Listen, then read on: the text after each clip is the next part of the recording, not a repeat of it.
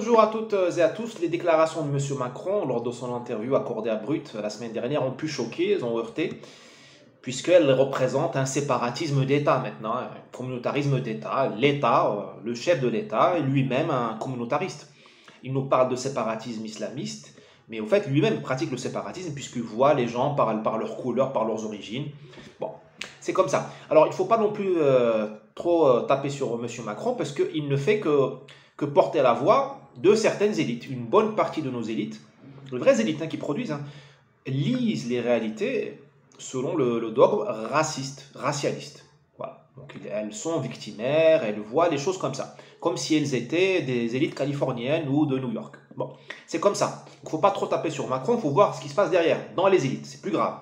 Ensuite, plusieurs personnes de bonne foi, décentes, productives, productrices, plusieurs personnes issues de la diversité qui sont dans des postes de commandement, d'influence, qui paient leurs impôts, voilà, qui sont parfaitement valables, pensent aussi comme Macron.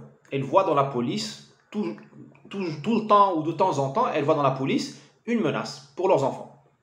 C'est déplorable, c'est pitoyable, mais c'est comme ça. Alors au lieu de taper sur ces gens-là comme nous le faisons, nous, à droite, depuis des années, nous ferions mieux de les comprendre. Nous ferions mieux de les comprendre et d'essayer de les rassurer et de convoquer en eux deux choses. D'abord, plus d'altruisme, c'est-à-dire qu'elles arrivent à mettre au second plan leur brûlure personnelle d'une mauvaise rencontre raciste, d'une mauvaise expérience, qu'elles la subordonnent à l'intérêt général.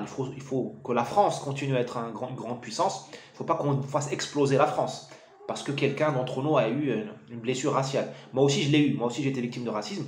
Mais ce n'est pas pour autant que je veux faire exploser la société française pour me venger ou pour que ma douleur soit la première douleur de la société.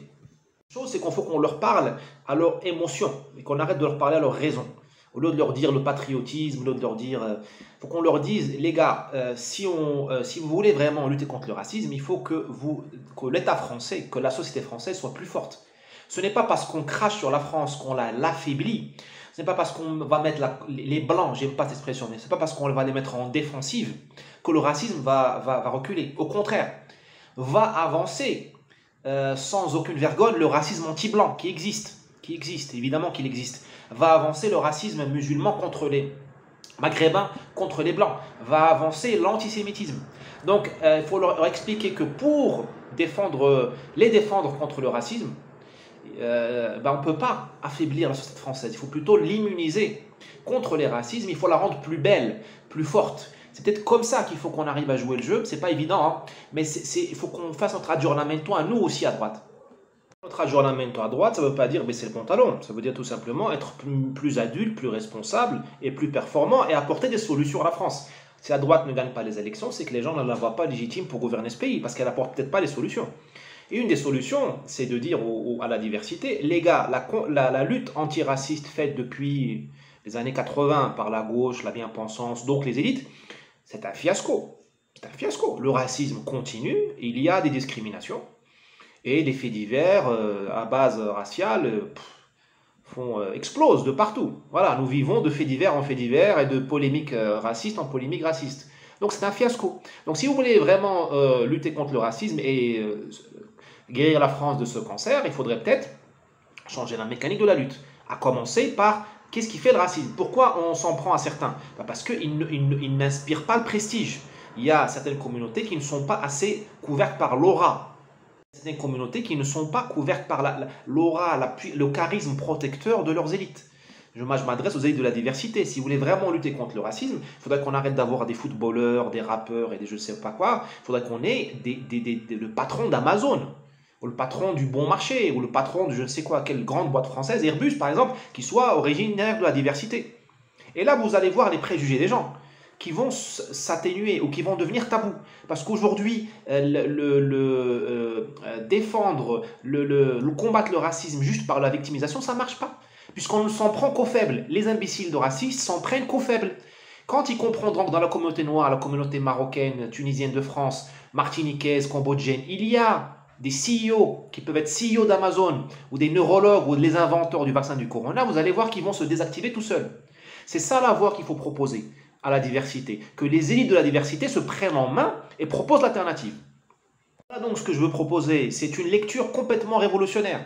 C'est qu'on arrête, nous, à droite, de refouler le problème, de dire qu'il n'y a pas de racisme. Oui, il y a du racisme contre la diversité, comme il y a du racisme contre les Blancs. Eh bien, il faut proposer un New Deal à la diversité, aux élites de la diversité, parce que le changement arrive toujours par le haut, malheureusement, c'est une loi de la nature.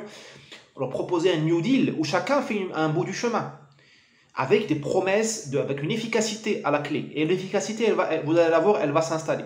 Il n'y a pas de raison. Qu'on sorte de la victimisation, qu'on aille vers l'action.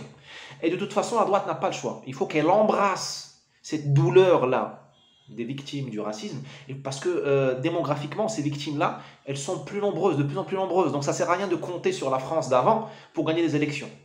C'est mort. Et vous allez voir, tout le monde va s'en sortir gagnant. La diversité, la France de souche, tout le monde, parce qu'il faut travailler pour un projet fédérateur. Sinon, on va tous couler, tous. Merci. Désolé pour le format est très court parce que je fais ces vidéos pour Twitter. Et puis je les publie aussi sur YouTube. Donc pour ceux qui veulent voir la vidéo en entier, qu'ils aillent la voir sur YouTube. Et puis ceux qui sont sur YouTube, n'hésitez pas à partager cette parole, cet évangile, entre guillemets. Ça me fera plaisir. Et puis ça, il faut qu'on arrive à faire de l'effervescence et qu'on sorte de la logique des camps, la guerre froide Est-Ouest. Sinon ça va être une guerre entre blancs et noirs et là on est foutu. Voilà, c'est ça qu'il faut éviter. Il faut éviter cette crispation de tout le monde.